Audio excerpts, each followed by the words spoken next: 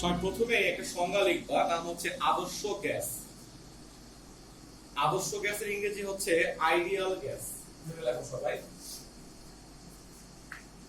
নাম হচ্ছে আদর্শ গ্যাস। এটাকে আমরা ইংলিশে বলবো আইডিয়াল গ্যাস।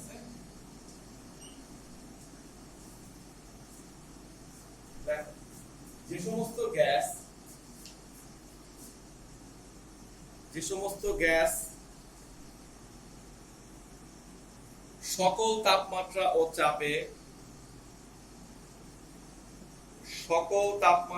চাপে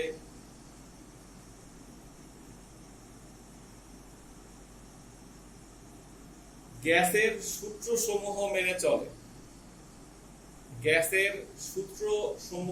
মেনে চলে তাদেরকে আদর্শ গ্যাস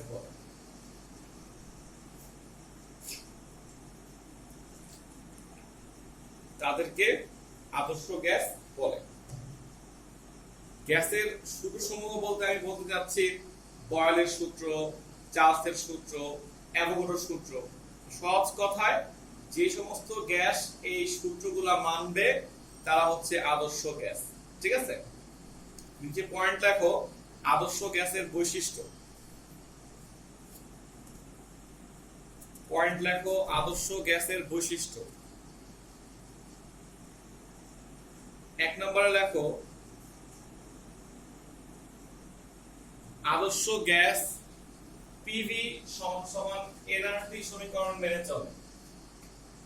1 নম্বরে লেখো আদর্শ গ্যাস পিভি সমান এনআরটি সমীকরণ মেনে চলে। 2 নম্বরে লেখো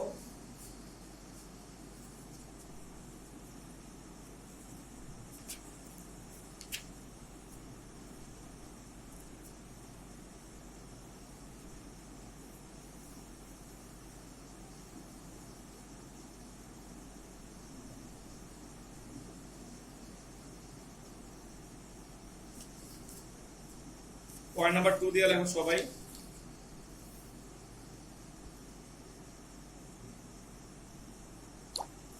স্থির তাপমাত্রায় আদর্শ গ্যাস সমূহের অভ্যন্তরীণ শক্তি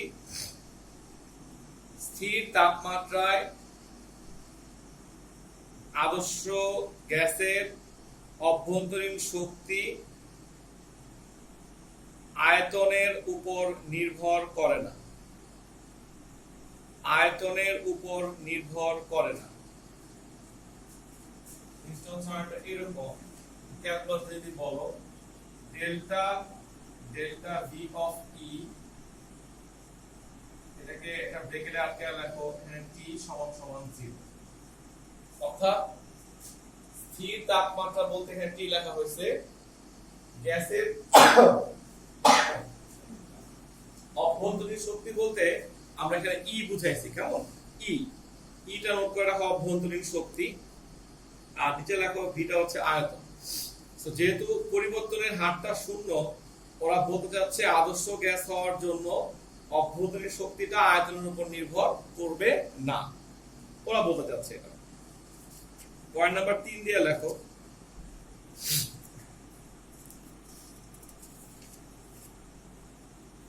আদর্শ গ্যাসের নিজস্ব কোনো আয়তন থাকবে না।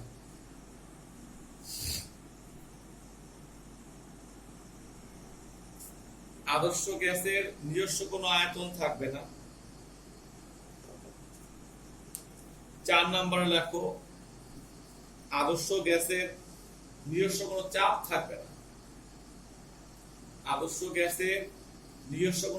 থাকবে না। নেক্সট সংজ্ঞার নাম হচ্ছে বাস্তব গ্যাস। আদর্শ গ্যাস শেখার পরে আমরা এখন শিখব হচ্ছে বাস্তব গ্যাস। এটাকে ইংলিশে বলা হয় রিয়েল গ্যাস, তাই না? জাস্ট সংজ্ঞাটা উল্টা করে লিখে ফেলো। যে সমস্ত গ্যাস সকল তাপমাত্রা ও চাপে গ্যাসের কোন সূত্রই মানবে না, অর্থাৎ বয়েল, চার্লস, অ্যাভোগাড্রো কোন সূত্রই যদি না মানে তারে বলা হয় বাস্তব গ্যাস।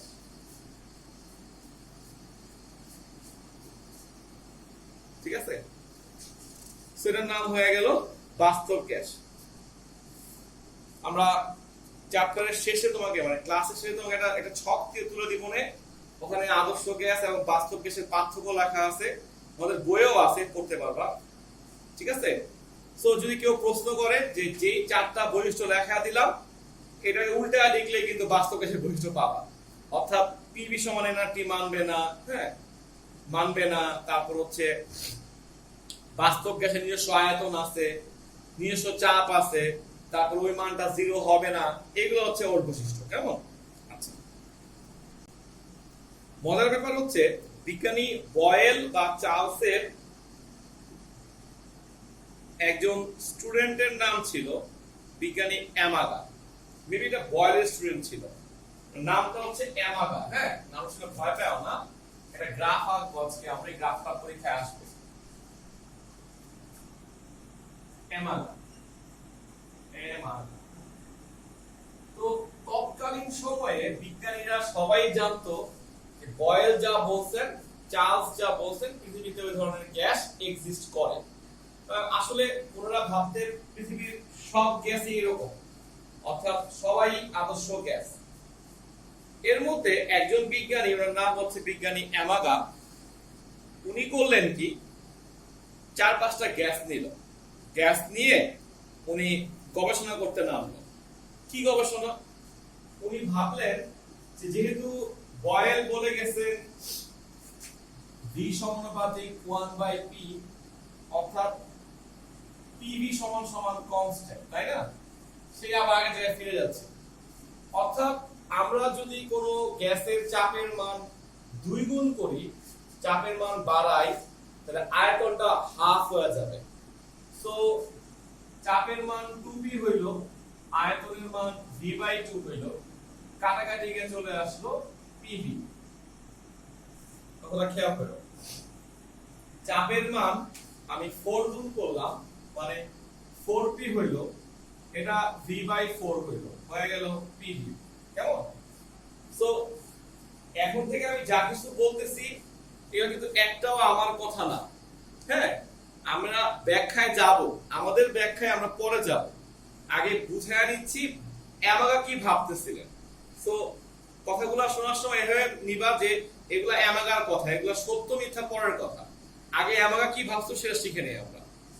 সো বিজ্ঞানী অ্যামাগা করলেন কি, 5টা গ্যাস নিল, 5টা গ্যাস নিল এভাবে যে উনি এই গ্যাসগুলোর জন্য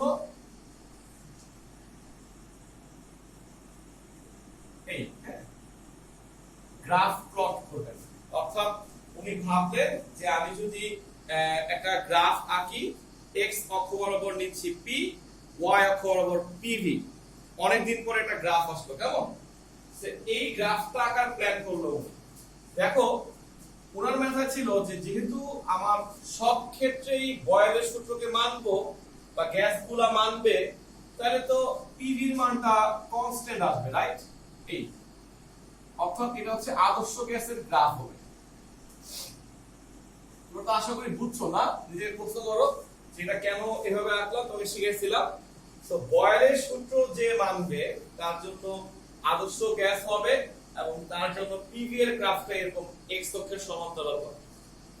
সো ওনার এক্সপেক্টেড ভ্যালু ছিল এটা, যে 5টা গ্যাসের গ্রাফই হয়তো উপরে নিচে যাবে কিন্তু এরকম হবে, স্ট্রেট হবে। এই চিন্তা করে প্রথমে উনি হাইড্রোজেন গ্যাস নিল, হাইড্রোজেন গ্যাস নিয়ে উনি 5টা চাপের জন্য 5টা আয়তন বের করলো, তারপরে x অক্ষে প্লট করলো চাপ, y অক্ষে হচ্ছে p আর v এর গুণফল। উনি গ্রাফটা প্লট করলো প্র্যাকটিক্যালি, দেখো গ্রাফটা এরকম খাড়া উপর দিকে উঠে গেছে,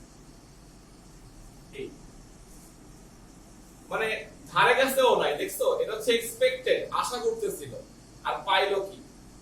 দেন উনি হিলিয়াম গ্যাস দিল, এই গ্রাফটা আরো উপর দিকে উঠে গেল। যথাক্রমে উনি নাইট্রোজেন, অক্সিজেন এবং কার্বন ডাই অক্সাইড দিল, 3টা গ্যাস। ওই গ্যাসগুলো আরো অদ্ভুত আচরণ করলো, ওরা প্রথমে নিচের দিকে নামলো গ্রাফটা, তারপর উপর দিকে উঠলো।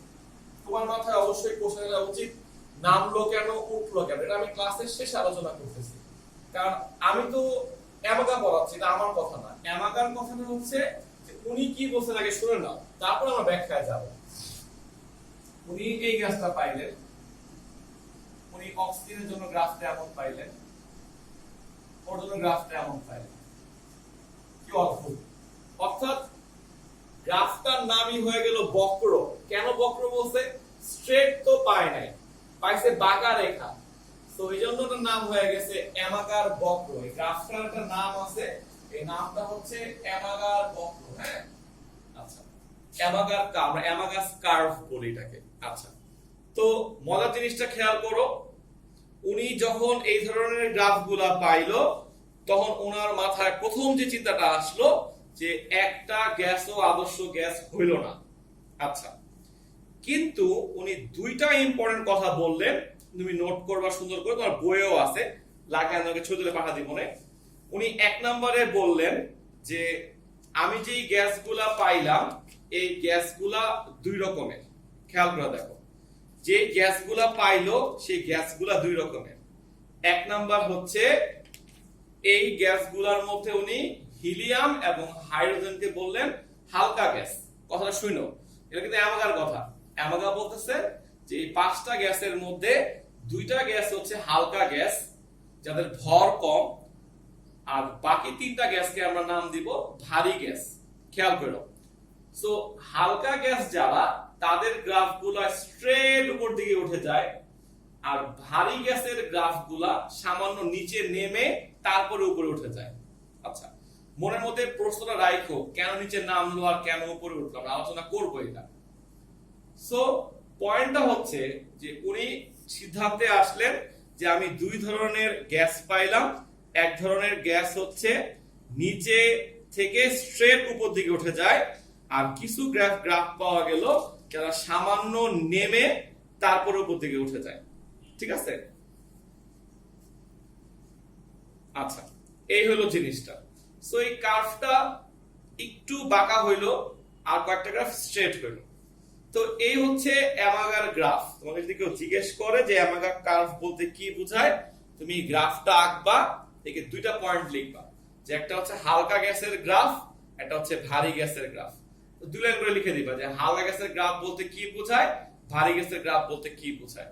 এখান থেকে উনি সিদ্ধান্তে আসলেন যে পৃথিবীর সব গ্যাস তাহলে আদর্শ গ্যাস না, কারণ যে পৃথিবীতে কিছু গ্যাস পাওয়া গেল যারা নিয়ম মানতেছে না, সো এদের নাম দেওয়া হলো বাস্তব গ্যাস। তুমি চাইলে এইটা 3 নম্বরের কোশ্চেনে আসলে তুমি আদর্শ গ্যাসের সংজ্ঞা ইউজ করতে পারো, বাস্তব গ্যাস সংজ্ঞাটা ইউজ করতে পারো, লেখাটা স্ট্যান্ডার্ড হবে। ঠিক আছে?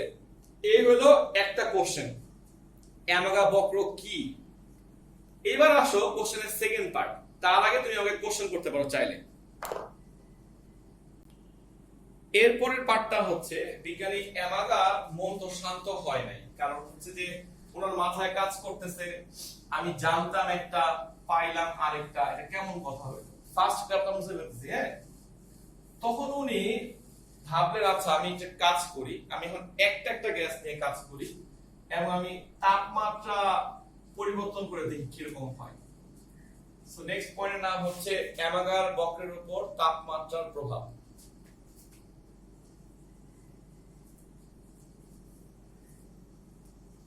কথাটা বুঝো আমি কি বলতে যাচ্ছি। এটা আমাদের অ্যামাগার সেকেন্ড কার্ভ। হ্যাঁ,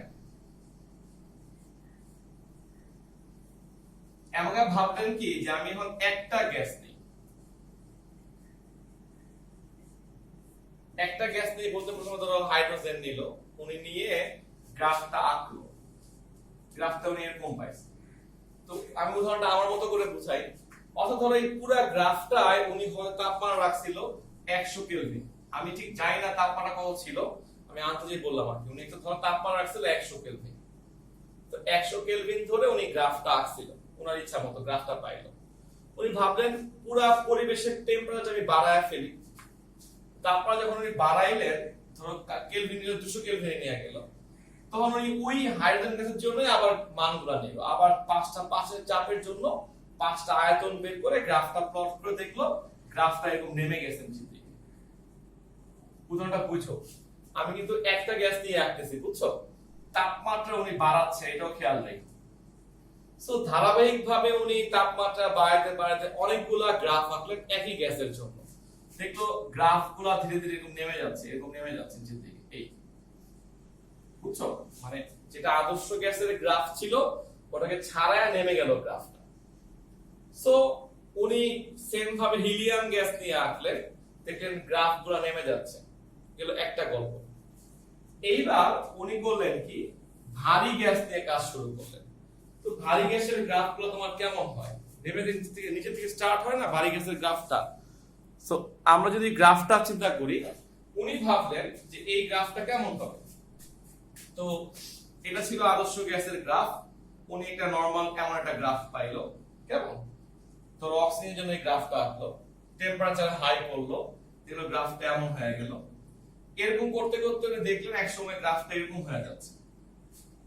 সহজ কথায় উনি দেখলেন উচ্চ তাপমাত্রায় হালকা গ্যাসের গ্রাফগুলা ধীরে ধীরে ভারী গ্যাসের মতো হয়ে যাচ্ছে, আর ভারী গ্যাসের গ্রাফগুলা ধীরে ধীরে হালকা গ্যাসের মতো হয়ে যাচ্ছে। ওই মুহূর্তে মাথায় আসলো, তাহলে তো এই গ্যাসের গ্রাফগুলা নামতে নামতে এক সময় স্ট্রেট হয়েছিল, আর এই গ্রাফগুলা উঠতে উঠতে কোন এক টেম্পারেচারে হয়তো স্ট্রেট হয়েছিল।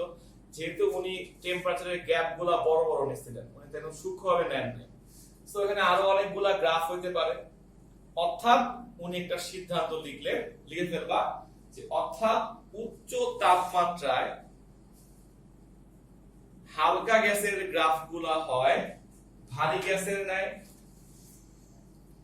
এবং ভারী গ্যাসের গ্রাফগুলা হয় হালকা গ্যাসের ন্যায়।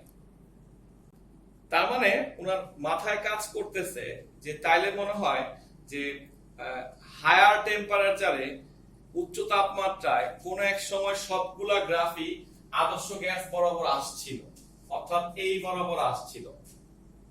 তখন উনি একটা সিদ্ধান্ত লিখলেন যে আদর্শ গ্যাস হওয়ার এক নাম্বার শর্ত হচ্ছে উচ্চ তাপমাত্রা।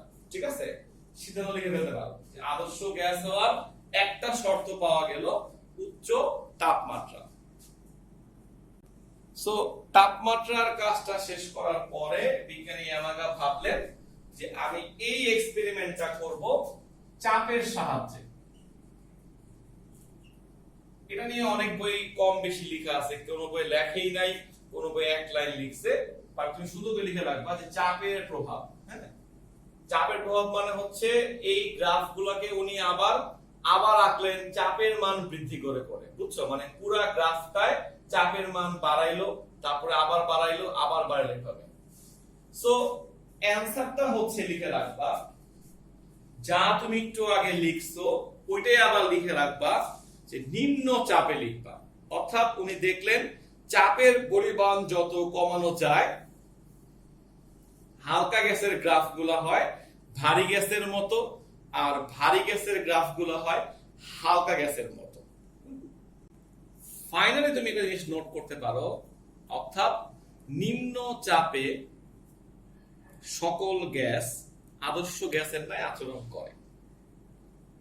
সো একদম শেষে একটা তথ্য লিখে রাখো, আদর্শ গ্যাস হওয়ার শর্ত এক নাম্বার হচ্ছে উচ্চ তাপমাত্রা, দুই নাম্বার হচ্ছে নিম্ন চাপ। নেক্সট টপিকটার নাম হচ্ছে, এটা আমাদের মধ্যেই পড়তে হবে, এটাকে বলা হয় কম্প্রেসিবিলিটি ফ্যাক্টর। বাংলাটা খুব সুন্দর, সংকোচনশীলতা গুণাঙ্ক বলি আমরা। ইদানিং কালের টেস্ট পেপার গুলোতে এই জেড দিয়ে অনেক কোশ্চেন হয়। হ্যাঁ, হাজারি স্যারের বইয়ে অনেক কিছু লিখছে, সব বইয়ে লিখছে, কবির স্যারের বই একটু কম লেখা মনে হয় জেড দিয়ে।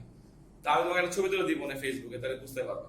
আচ্ছা, জিনিসটা কিছুই না, দেখো এই যে আমরা একটা গ্রাফ দ্বারা করাই, আমাদের এই যে গ্রাফ দ্বারা করাই, এখানে আমরা পিভি নিয়ে কাজ করতেছি না। তো যেখানে পি নিছি, তাহলে এই গ্রাফটায় কিন্তু টেম্পারেচার স্থির ছিল, সেজন্য আর একটা ধ্রুবক, টিও একটা ধ্রুবক। সো হোল গ্রাফটার জন্য এই আর টি কিন্তু ধ্রুবক, চেঞ্জ হবে পি, চেঞ্জ হবে ভি। সো এই অনুপাতটার নাম দেওয়া হলো জেড। মনে রাখবা, পিভি আর আরটি এর যে অনুপাতটা, এটাকে বলা হয় জেড বা সংকোচনশীলতা গুণাঙ্ক। কেমন? তো নোট করে রাখো, যদি আদর্শ গ্যাস হয় তাহলে এর মানটা হবে z=1। লিখে রাখো, এই যে একটা ক্লু পাইলা। হ্যাঁ, ম্যাথমেটিক্যাল টার্ম দিয়ে পরীক্ষায় প্রমাণ করলাম আমরা।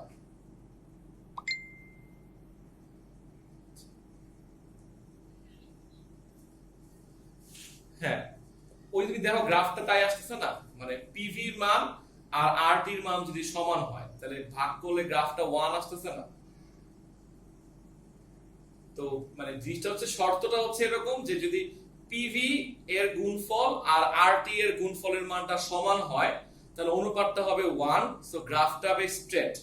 ঠিক আছে, গ্রাফটা আমরা এখন স্ট্রেট পাইলে আমরা এটার নাম দিব আদর্শ গ্যাস। তুমি নোট করে ফেলবা, আদর্শ গ্যাসের জন্য z = 1 হয়,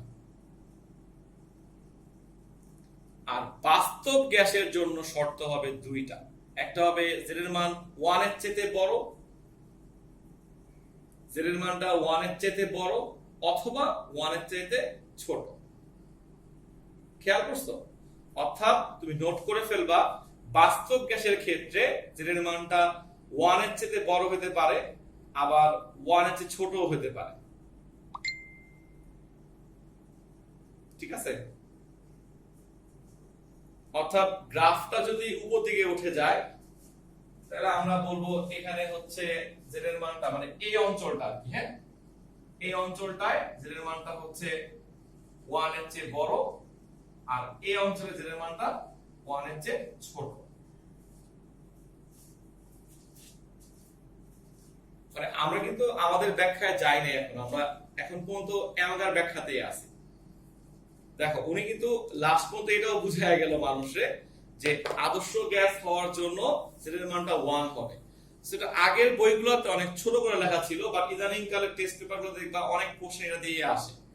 অর্থাৎ যেহেতু এটা ম্যাথমেটিক্যাল টার্ম চলে আসছে পিভি বাই আরটি, মানে তিনটা গ্যাসের জন্য তিনটা সেট মান দিয়ে দিল পরীক্ষায়, যেহেতু আরটি এর মানটা কনস্ট্যান্ট ওরা দিবে না, পি আর ভি এর মান দিল, তুমি তিনটা সেটের জন্য তিনটা জেড বের করবা। হ্যাঁ, বের করার পর দেখবা একটা জেডের মান আসছে 1, সেটাকে বলবা বাস্তব আদর্শ গ্যাস। যাদের মানটা আসবে 1 এর চেয়ে ছোট বা বড় তারা হচ্ছে বাস্তব গ্যাস। ঠিক আছে, এই তো এই পর্যন্ত লেখা হইলে তোমার সাথে অ্যামাগার কথাবার্তা শেষ। আমি আরেকবার মনে করা দিচ্ছি, আমরা পড়ছি হচ্ছে আদর্শ গ্যাস বাস্তব গ্যাসের সংজ্ঞা, একটা পার্থক্য শিখতে হবে। আমি ছবি তুলে দিচ্ছি একটু পরে, এটা ভালো পার্থক্য পরীক্ষায় আসে। তারপর আমরা পড়ছি অ্যামাগার বক্রটা উনি কি বলছিলেন, তারপরে বলছি তাপমাত্রার ইফেক্ট, চাপের ইফেক্ট, তারপরে আমরা শিখলাম হচ্ছে সংকোচনশীলতা গুণাঙ্ক বলতে উনি কি বুঝাইলো। এই অনুপাতটাকে বলা হয় সংকোচনশীলতা গুণাঙ্ক। এই পর্যন্ত পড়া হইলে অ্যামাগার গল্পটা শেষ। কেমন? আমরা আলোচনা করব যে কেন পৃথিবীতে আদর্শ গ্যাস নাই। ঠিক আছে, এটা নিয়ে আমরা আলোচনা করব, মানে কি সমস্যা। সো এটার নাম হচ্ছে বই অনুসারে বাস্তব গ্যাসের আদর্শ আচরণ থেকে বিচ্যুতির কারণ। মানে যেহেতু ফাইনালি আমরা জেনেই ফেললাম পৃথিবীর সব গ্যাসই হচ্ছে বাস্তব গ্যাস, তো সবাই বাস্তব গ্যাস হইলে কেন ওরা আদর্শ হইতে পারতেছে না, এইটা নিয়ে আমাদের অ্যামাগার পরে বিজ্ঞানী ভ্যান ডার ওয়ালসের নাম সবাই শুনছো। বিজ্ঞানী ভ্যান ডার ওয়ালস গবেষণা শুরু করলেন। উনি শুরু করলেন যে পৃথিবীতে সব বাস্তব গ্যাস কেন আদর্শ হইল না, কেন আদর্শ আচরণ থেকে ওরা বিচ্যুত হইল। এটা একটা 4 নম্বরের কোশ্চেন, পরীক্ষায় মাস্ট আসবে। ঠিক আছে, এটা পুরান বই থেকে লিখতে পারলে ভালো হয়। আমি দেখি তোমার ছোট জীবনে আছে, আমার কাছে আছে, বা নতুন বইও আছে, তোমার যেটা পড়তে ভালো লাগে। হ্যাঁ বলি, সো এটা নিয়ে বিজ্ঞানী ভ্যান ডার ওয়ালস উনি কাজ শুরু করলেন 1873 সালে। তার মানে বুঝো কত বছর আগের একটা গল্প এটা। উনি গবেষণা করে দুইটা মান বের করলেন, দুইটা কারণ বের করলেন যেই কারণে পৃথিবীতে সবাই বাস্তব গ্যাস হয়ে গেছে, কেউ আদর্শ হইতে পারতেছে না। এর মধ্যে তুমি শুরু করবা কিন্তু অন্যভাবে, বাস্তব গ্যাস কারে বলে, আদর্শ গ্যাস কারে বলে, বিজ্ঞানী ভ্যান ডার ওয়ালসের নাম আনবা, তারপরে বলবা যে উনি দুইটা মেইন কারণ বের করছিল। একটা হচ্ছে আয়তন ত্রুটি। এই যে আমি বলছিলাম না লাস্টের 15 মিনিট যা পড়াবো এটা হচ্ছে বাস্তব গ্যাস নিয়ে। এটা এখানেই শুরু এখানেই শেষ, আগে পরে কোন জায়গায় ম্যাথ করতে গেলে মাথায় টানবা না কিন্তু। মানে আমরা কিন্তু বলছি বাস্তব গ্যাস হইলে কি হইতো। দেখো হোয়াট ইজ আয়তন ত্রুটি। তোমাকে আমি ঠিক আগের দিনই যখন আংশিক চাপ পড়াচ্ছিলাম একটা উদাহরণ দিচ্ছিলাম, সবাই এভাবে মেনে নিবা যে একটা গ্যাস, একটা ঘর, এই ঘরের মধ্যে একটা ভি আয়তন আছে।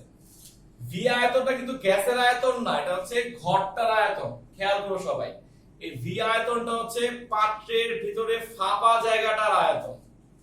এখন মনে করো বিজ্ঞানী বলতেছেন যে আমি যদি এখানে একটা গ্যাস ইন করাই, এই গ্যাসটা জায়গা দখল করে রাখবে পুরোটা। আমি আগের দিন তাই বলছিলাম।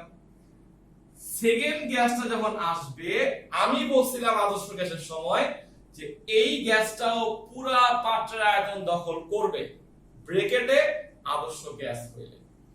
কারণ আদর্শ গ্যাস ধরেই নেওয়া হয়েছে গ্যাসের কোনো আয়তন নাই। দেখো, আমি যদি এই পাত্রের মধ্যে ঢুকি, আমি এই জায়গাটা দখল করে ফেলবো না? সেকেন্ড যে ব্যক্তিটা আসবে তার জন্য কি আয়তনটা ভি থাকবে? অবশ্যই ভি থাকবে না। এখান থেকে প্রুফ হয় আমি একটা কঠিন বস্তু, আমার একটা আয়তন আছে, বা আমি একটা লিকুইড, আমি একটা আয়তন দখল করে ফেলছি। গ্যাসের ক্ষেত্রে আদর্শ গ্যাসের জন্য ধরা হইলো আদর্শ গ্যাস মানে যার নিজস্ব কোনো আয়তন নাই। সেই যুক্তিতে আমরা লাস্ট ক্লাসটাতে আংশিক চাপ পড়ছিলাম এবং বলছিলাম যে প্রথম গ্যাসের জন্য আয়তন যদি হয় ভি, দ্বিতীয় গ্যাসের জন্য আয়তনটা হবে ভি। এখানেই বিজ্ঞানী ভ্যান ডার ওয়ালস আটকাইলেন, বলে দাঁড়াও, আমি যদি প্রুফ করতে পারি গ্যাসের আয়তন আছে, তাহলে কিন্তু এই কথাটা মিথ্যা হয়ে গেল, রাইট? দেখো যুক্তিগুলো কি দিবা, আমি সংক্ষেপে লিখে দিচ্ছি। এক নাম্বার যুক্তি দিবা, যে কোনো গ্যাসকে ঠান্ডা করা হলে তরল হয়, তাকে আবার ঠান্ডা করা হলে কঠিন হয়। ঠান্ডা মানে তরল এবং কঠিন অবস্থায় যার আয়তন দেখা যাচ্ছে আছে, তাহলে গ্যাসিয়াস অবস্থায় তার আয়তন অবশ্যই ছিল। এটা হচ্ছে ফার্স্ট ব্যাখ্যা। তুমি যে কোনো বই পড়ো, ব্যাখ্যা নাম্বার 1 এটাই হবে। সো হ্যাঁ, তাহলে 1 নাম্বার যুক্তি শেষ করার পরে তুমি 2 নাম্বার যুক্তি লিখবে এভাবে যে বিজ্ঞানী অ্যাভোগাড্রো বলে গেছেন, বিজ্ঞানী অ্যাভোগাড্রোর সূত্রে বলা আছে প্রমাণ তাপমাত্রা ও চাপে কোন গ্যাসের, আই রিপিট, কোন গ্যাসের আয়তন 22.4 লিটার। লাইনটা খেয়াল করছো? বিজ্ঞানী অ্যাভোগাড্রোর সূত্র বলা আছে যে যে কোনো গ্যাসের আয়তন প্রমাণ তাপমাত্রা চাপে হবে 22.4 লিটার। এটা কি অগ্রাহ্য করার মতো একটা আয়তন? বলো। এই হলো দুইটা ব্যাখ্যা দিয়ে বিজ্ঞানী ভ্যান ডার ওয়ালস বলতেছেন অতএব পৃথিবীর সব গ্যাসেরই আয়তন আছে, মানতে হবে। তাহলে যেখানে ধরা হয়েছিল আদর্শ গ্যাস মানে আয়তন নাই, আর আমরা দেখলাম এরকম কোন গ্যাসই পৃথিবীতে নাই যার আয়তন নাই, সব পৃথিবীতে আদর্শ গ্যাস নাই, বলেই উনি বললেন যে ধরি 1 মোল গ্যাসের আয়তন বি। অনেকেই ভাবছে তাহলে আমরা যে ম্যাথগুলো করলাম, মানে যে ভি মানে গ্যাসের আয়তন, আসলে আদর্শ গ্যাসের ক্ষেত্রে পাত্রের আয়তনটাকেই বলা হয় গ্যাসের আয়তন, বুঝছো? এই জন্য জিনিসটা করা হয়েছে। সুতরাং n মোল গ্যাসের আয়তন হচ্ছে nb। আমরা সবাই মানলাম গ্যাসের আয়তন আছে। তাহলে একটু লিখে রাখি, পরে ব্যাখ্যা দিতেছি। যেখানে আমরা ধরতাম আজকে থেকে ভি হচ্ছে পাত্রের আয়তন, যদি এর ভিতরে আমরা গ্যাস ঢুকাই এই পরিমাণ, তাহলে পাত্রের আয়তনটা একটু হ্রাস পাবে না? মানে খালি পাত্র ছিল ভি, আদর্শ গ্যাসের জন্য ধরে নিছিলাম এটা 0, তাহলে আয়তন ভি। কিন্তু এখন দেখতেছি না, ওর একটা আয়তন আছে, তাহলে ঢুকলে পাত্রের আয়তন একটু হ্রাস পাবে তো না? তাহলে আমি যদি ঘরের মধ্যে ঢুকি, ঘরের যে নিজস্ব আয়তন সেটা কমে যাচ্ছে না আমার সাপেক্ষে? মানে আমার সাপেক্ষে বলতে সেকেন্ড যে লোকটা আসবে তার জন্য তো আয়তনটা এখন ভি থাকবে না, হবে ভি মাইনাস আমার আয়তন। এইজন্য বললাম যে এই পরিমাণ করে, আমি বলি নাই, বিজ্ঞানী ভ্যান ডার ওয়ালস বলছেন। ঠিক আছে, এটা হচ্ছে একটা কথা। এই হচ্ছে আয়তন ত্রুটির পুরাটা, যা যা বলছে সব বললাম। লাস্ট পয়েন্টটা হচ্ছে দেখো চাপ ত্রুটি। এখানেও তোমাকে আমি একটু আগে বলতেছিলাম যে আদর্শ গ্যাসের জন্য শর্ত হচ্ছে আদর্শ গ্যাসের নিজস্ব কোনো চাপ নাই। তুমি যদি বইটা রিডিং করো দেখবে যে আরো অনেকগুলো পয়েন্টের মধ্যে একটা পয়েন্ট লেখা ছিল যে আদর্শ গ্যাসের আন্তঃআণবিক কোনো ফোর্স নাই, কোনো শক্তি নাই। চিন্তা করো, একটা গ্যাস, ওর নাই কোনো আন্তঃআণবিক শক্তি নাই, না থাকলেই তার নাম আদর্শ গ্যাস। তো বিজ্ঞানী ভ্যান ডার ওয়ালস প্রমাণ করে দেখাচ্ছেন যে বায়ুর চাপ মানে গ্যাসের চাপ আছে। সো তুমি যদি কয়েকটা বই খাটো তুমি যুক্তি দুটো পাবা, ম্যাক্সিমাম বইয়ে একটা যুক্তি লিখছে। একটা যুক্তিটা আগের মতো যেটা বলতেছিলাম যে গ্যাসটাকে ঠান্ডা করলে লিকুইড হয়, লিকুইডের তো আন্তঃনৈবিক শক্তি আছে, আবার ঠান্ডা করলে কঠিন হয়, তার তো অবশ্যই আন্তঃনৈবিক শক্তি আছে। তাহলে যেহেতু ওদের মধ্যে আন্তঃনৈবিক শক্তি বা বল দুইটাই আছে, তাহলে গ্যাসের মধ্যেও কম হইলেও ছিল, তো যার মধ্যে আন্তঃনৈবিক বল থাকবে সে তো অবশ্যই ফোর্স প্রয়োগ করবে, তাই না? যার মধ্যে বল থাকবে সে আমাকে ফোর্স প্রয়োগ করবে না। এজন্য উনি বর্ণনা বললো যে অর্থাৎ পৃথিবীর সব গ্যাসেরই আন্তঃনৈবিক শক্তি বা আন্তঃনৈবিক বল আছে, অতএব সবার মধ্যেই চাপ আছে। এটা হলো একটা ব্যাখ্যা। ম্যাক্সিমাম বইতে, আমি আবার বলতেছি, ম্যাক্সিমাম বইতে এই ব্যাখ্যা দিয়ে শেষ করে দিছে। তাছাড়া তুমি যদি খুঁজো আরেকটা ব্যাখ্যা আমি তোমাকে বলি, দেখো তোমার এটা পছন্দ হয়, যুক্তি দেখাবো আর কি। যে দেখেন বায়ুমণ্ডল বলতে আমরা আসলে কি বুঝি। এখানে 78% হচ্ছে নাইট্রোজেন, 21% হচ্ছে অক্সিজেন, তো 99% তো গ্যাস, তাই না বায়ুমণ্ডলে? তাহলে আমরা সবাই জানি বায়ুমণ্ডলের চাপ হচ্ছে 1 অ্যাটমসফিয়ার। চাপটা আসলো কই থেকে? বায়ুমণ্ডলের চাপটা তৈরি করতেছে কারা? কারা তৈরি করতেছে? গ্যাসরা। অতএব গ্যাসের চাপ আছে, ঠিক আছে? গ্যাসের একটা চাপ আছে, এই জিনিসটা তুমি প্রুফ করলা। আমি তোমাকে অনেক সহজ করে বাংলা ভাষায় বললাম, তুমি এটাকেই গুছায়া তোমার ভাষায় লিখবা, একবার রিডিং করে নিবা বই থেকে, বাস শেষ। ফাইনালি তুমি বলবা যে অতএব আমরা মেনে নিচ্ছি, আমরা না মানে ভ্যান ডার ওয়ালস বলতেছে, মেনে নিচ্ছি যে গ্যাসের চাপ আছে। যেহেতু আমি আগে প্রমাণ করে আসলাম আয়তনটা হ্রাস পায়, বিজ্ঞানী ভ্যান ডার ওয়ালস দেখাইলেন চাপের মানটা বৃদ্ধি পাবে, তাই না? n²a/v²। শুনো, কেউ যদি প্রমাণ করতে চাও যে কেন এই পরিমাণটা করলো, এটা মঈন ইকবালের বইয়ে প্রমাণটা করা আছে। যদি কারো থাকে দেখো না, আমি ছবি দিব, পাই কিনা বইটা খুঁজে আসবে। হ্যাঁ, এই প্রমাণটা মঈন ইকবালের বই আমি দেখছি, প্রমাণটা করা আছে, ইন্টিগ্রেশন দিয়ে বড় করে প্রমাণটা করা আছে। আর মুখস্থ করে ফেলতেছো। এটা হলো চাপের পরিমাণটা। প্লাস কেন হইলো? আয়তন হ্রাস পাইলে চাপ বাড়বে, এটা তার যুক্তি ছিল। আর কেন এই পরিমাণটা লিখলাম, এটা হচ্ছে আমরা প্রমাণটা করা আছে, লাগে দেখতে পারো। ম্যাক্সিমাম বই প্রমাণটা নাই। যেটা এনটা হচ্ছে মোল সংখ্যা, ভিটা হচ্ছে আয়তন, এটাকে বলা হয় গ্যাস ধ্রুবক। গ্যাস ধ্রুবক বলতে আমরা কোন গ্যাস নিয়ে কাজ করব তার উপরে এর মানটা চেঞ্জ হবে, ঠিক আছে?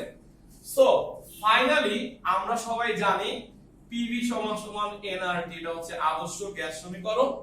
আর আজকের পর থেকে ভি এর জায়গায় বসবে ভি মাইনাস এনবি, পি এর জায়গায় এটা সমান এনআরটি। এটার নাম দিব আজকে থেকে বাস্তব গ্যাস সমীকরণ বা ভ্যান ডার ওয়ালস সমীকরণ, এটাকে বলা হয়। লিখে ভালো, ভ্যান ডার ওয়ালস বলে অথবা এটাকে বলা হয় বাস্তব গ্যাস সমীকরণ, ঠিক আছে?